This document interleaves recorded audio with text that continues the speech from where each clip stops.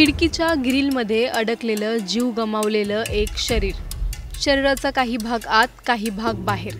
अंग कोमेजलेलं, चेहरा काळवंडलेला. खिडकीच्या ग्रिलमध्ये अडकलेला तो मृतदेह नेमका कुणाचा होता? ही घटना कशी घडली? हे नेमकं प्रकरण काय? त्या रात्री काय झालं असेल? हे संपूर्ण आज या व्हिडिओमधून जाणून घेणार आहोत. त्यामुळे व्हिडिओ शेवटपर्यंत नक्की पहा आणि टाइम्स नाऊच्या सर्व माध्यमांना सबस्क्राईब आणि फॉलो करायला विसरू नका.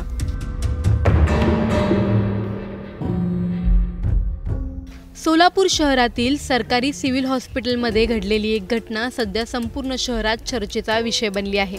ही घटना तशी शांतपणे सुरू झालेली.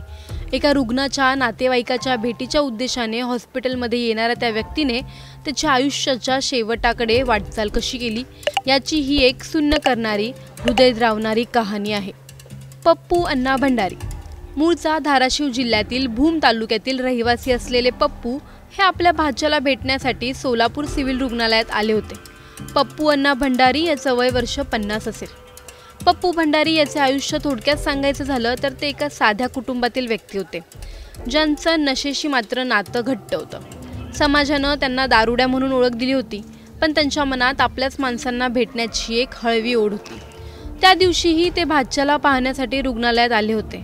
मात्र दारूच्या नशेत असल्यामुळे रुग्णालयातील सुरक्षा कर्मचाऱ्यांनी त्यांना आत जाण्यापासून रोखलं आणि त्यांना रुग्णालयातून बाहेर काढलं. ते रागावले नसावेत, पण निराश मात्र नक्कीच झाले असतील. पप्पू भंडारी रात्री रुग्णालय परिसरातच थांबले. त्यांना पुन्हा आत जाण्याची तळमळ होती. कदाचित त्यांनी वाट पाहिली असेल की पहाटे गर्दी कमी होईल आणि मी शांतपणे आत जाईन. पण त्यांनी निवडलेला मार्ग त्यांच्या मृत्यूचं कारण ठरलं. ते रुग्णालयाच्या एका खिडकीतून आत प्रवेश करण्याचा प्रयत्न करत असताना त्यांच्या शरीराचा काही भाग, विशेषतः डोके, खांदे आणि पाय हे खिडकीच्या लोखंडी ग्रिलमध्ये अडकले.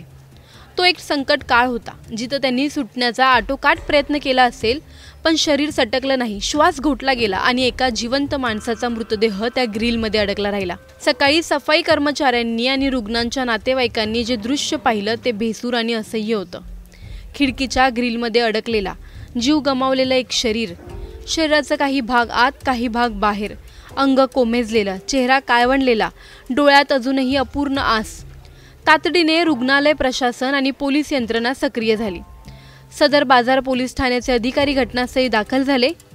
मृतदेह बाहेर काढण्यात आला आणि शवविच्छेदनासाठी पाठवण्यात आला.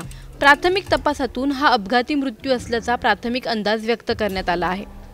मात्र ही घटना रुग्णालय प्रशासनाच्या असंवेदनशीलतेचेही उदाहरण बनली आहे. CCTV फुटेज, सुरक्षा रजिस्टर आणि सुरक्षा कर्मचाऱ्यांच्या जबाबांवर आधारित चौकशी सध्या सुरू आहे. पोलिसांनी भंडारी यांच्या नातेवाईकाचा संपर्क साधला असून त्याच्या मृत्यूविषयीची माहिती देण्यात आली आहे. या घटनेने समाजासमोर अनेक प्रश्न उभे केलेत. दारूच्या नशेत असलेली व्यक्ती जर रुग्णालयाच्या बाहेर काढली जाते तर तिची जबाबदारी कुणाची? हॉस्पिटल प्रशासनानं अशा व्यक्तीसाठी मानसिक आरोग्य किंवा पुनर्वसन सुविधा पुरवायची जबाबदारी स्वीकारली का? गरीब, असहाय्य आणि व्यसनाधीन व्यक्ती समाजाच्या फ्रेममध्ये फिट होत नसल्यामुळे आपण त्यांना दुर्लक्षित करत नाही ना? पप्पू भंडारी याचा मृत्यू केवळ त्यांचा अंत नव्हता, तर एक वेदना होती. अशा लोकांची जे समाजाच्या कडेला उभं राहून आपलं अस्तित्व सिद्ध करत असतात. त्याच्या मृत्यूने आपल्याला ही जाणीव करून दिली की माणूसपण अजूनही शिकायचं बाकी आहे. एका अनोळखी खिडकीतून आत जाण्याचा प्रयत्न करत त्याचं आयुष्य बाहेरच थांबून गेलं. तुम्हाला या संपूर्ण प्रकरणी काय वाटतं? आम्हाला कमेंटमध्ये नक्की कळवा आणि व्हिडिओ आवडल्यास लाईक आणि शेअर करायला विसरू नका.